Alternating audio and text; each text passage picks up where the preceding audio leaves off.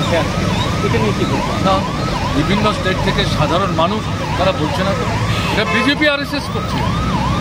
বাংলা ভাষায় কথা বললেই বলছে এরা বাংলাদেশের মানুষ, এবং এদের মধ্যে বিশেষ করে তারা খুঁজবার চেষ্টা করে যারা মুসলিম। এখন দেখেছেন আপনারা পশ্চিমবাংলার মুখ্যমন্ত্রী তিনি উল্লেখ করে বলেছেন গত 21 তারিখ তিনি তাদের শহরে বিরাট বড় জনজমায়েত করেছেন বাৎসরিক কর্মসূচি, তাতে তিনি উল্লেখ করছেন এটা কী হচ্ছে।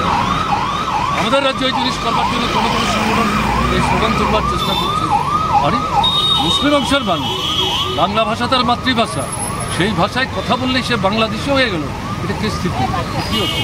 এটা কিছু না। আমি একটু আগে আমার বক্তব্য রাখার সময় যেটা বলছিলাম, মুসলিম বিদ্বেষী এবং দলিত অংশের বিদ্বেষী, মহিলা বিদ্বেষী দৃষ্টিভঙ্গি নিয়ে RSS ভারতবর্ষে নতুন যে ধরনের সংবিধান তৈরি করার চেষ্টা করছে, এই ভাবনা নিয়ে তারা নানা কর্মসূচি হাতে নিচ্ছে। তার মধ্যে এটা একটা অন্যতম, এবং বাংলাদেশের ঘটনার পরিপ্রেক্ষিতে এটাকে তারা ইউটিলাইজ করার চেষ্টা করছে।